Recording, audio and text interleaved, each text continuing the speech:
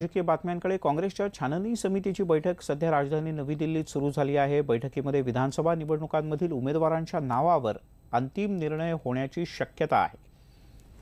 या बैठकीमध्ये छाननी समितीच्या शिवायही इतर अनेक नेत्यांचा या बैठकीत समावेश आहे आणि हे सर्व नेते मिळून आज संध्याकाळपर्यंत काही नावे निश्चित करू शकतात अशी माहिती आहे।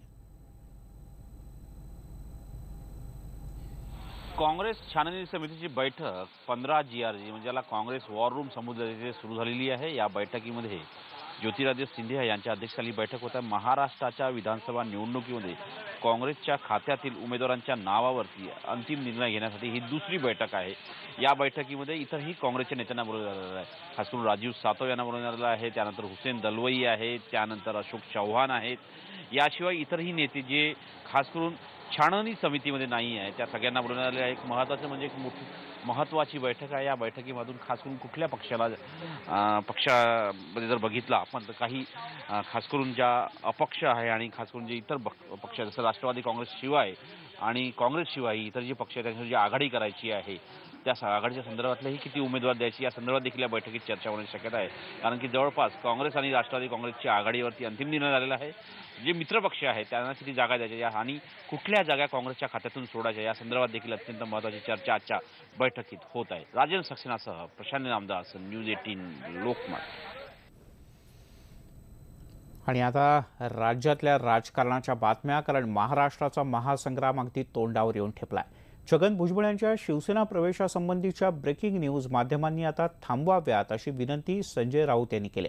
ते नाशिकच्या दौऱ्यावर होते। यावेळेला त्यांनी नारायण राणे यांच्या भाजप प्रवेशाला शिवसेनेचा विरोध नसल्याचंही स्पष्ट केलं आहे। युतीचा फॉर्म्युला अद्याप ठरला नसला तरी सेना भाजपने नाशिकमधील मतदारसंघाचा आढावा घ्यायला सुरुवात केली आहे। भाजपने रितसर मुलाखतीच घेतल्या तर सेनेत मात्र मुलाखती होत नाही, थेट उमेदवारीचा आदेश निघतो असा खुलासा संजय राऊतांनी केलाय। नाशिकमधील विधानसभा मतदारसंघाचा आढावा त्यांनी घेतला। यावेळेला त्यांनी भुजबळांच्या घर वापसी संबंधीच्या बातम्या माध्यमांनी देऊ नयेत अशी ही विनंती केली आहे। तुम्ही भुजबळामध्ये का अडकून पडले? ते अस्वस्थ झाले, कारण जर भुजबळ आले तर मग नांदगाव असेल, तुम्ही अडकले नाही, तुम्ही त्या गुंत्यामध्ये अडकला, आम्ही नाही आहोत। आमच्याकडे उद्धव ठाकरे यांचे निर्णय घेण्याची क्षमता आणि दिशा स्पष्ट असते। बाळासाहेब ठाकरेंच्या काळापासून पक्षामध्ये आमच्या एक स्पष्ट एक दिशा असते आणि पक्षाने ठरवलेलं आहे, उद्धवजींनी ठरवलेलं आहे। त्याच्यामुळे तुम्ही उगाच त्या याच्यात अडकू नका। तुम्हाला आता तुम्हाला या क्षणी कोणती ब्रेकिंग न्यूज वगैरे मिळणार कारण ह्या विषयावरती आतापर्यंत 100 ब्रेकिंग न्यूज येऊन गेलेल्या, लोकांनी तारखा दिल्या, लोकांनी मुहूर्त काढले। हे आता ब्रेकिंग न्यूजचे प्रकार थांबवायला पाहिजे। भुजबळांबाबत राऊतांनी आपले पत्ते ओपन केले नसले तरी येवल्यातल्या सेना पदाधिकाऱ्यांनी मात्र त्याच राऊतांचा हवाला देऊन भुजबळांना सेनेत नो एंट्री असल्याचा दावा केलाय।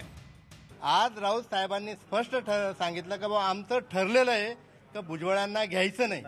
त्यामुळे ते जे संभ्रम निर्माण करतायत तो संभ्रम लोकांपर्यंत जाऊन सांगायला पाहिजे की भुजबळ हे खोटा संभ्रम निर्माण करत आहे। तसं काही नाही, शिवसेना भुजबळांना घेणार नाही आणि त्यासाठी आम्ही सगळेजण उद्या परवापासून आम्ही मतदारसंघात प्रत्येक गावात जाऊन ही आमची भूमिका आणि सेनेची भूमिका आम्ही मांडणार आहे। दरम्यान राणेंच्या भाजप प्रवेशाला सेनेचा विरोध नसल्याचा दावाही राऊतांनी केलाय। तो राणे आणि भाजपचा प्रश्न असल्याचं त्यांनी म्हटलंय। अनेक वर्ष मी त्यांच्यावरती काही लिहिलं नाही की बोललो, ते आता मला वाटतं भाजपच्या बरोबर आहेत। हा निर्णय भाजपने घ्यायचा आहे, आम्ही कशा करता बोलायचं? तुमचा विरोध नसणार आहे, आमचा संबंधच येत नाही ना। भाजपमध्ये कोणी जावं, भाजपमध्ये कोणाला घ्यावं हा त्यांचा प्रश्न आहे। तसं आमच्यामध्ये कोणी घ्यावं, कोणाला हे करावं हा आमचा पक्षप्रमुखांचा प्रश्न आहे। राणे तुमचे भुजबळ आमचे असं काही विषय नाही, हे असे विषय शिवसेने किंवा भाजपमध्ये चर्चेला येत नाही। संजय राऊत कितीही सांगत असले तरी सेनेत अंतिम निर्णय हा सरतेशेवटी मातोश्रीवरूनच होत असतो, हे शिवसैनिकांनाही चांगलंच ठाऊक आहे। त्यामुळे जेव्हा उद्धव ठाकरे सांगतील तेव्हा कुठे येवल्यातील शिवसैनिकांचा जीव भांड्यात पडणार आहे। लक्ष्मण घाटोळ, न्यूज 18 लोकमत, नाशिक। यासोबत बुलेटिनमध्ये घेऊयात एक छोटासा ब्रेक। ब्रेकनंतर राज्यातल्या अन्य काही महत्त्वाच्या बातम्या।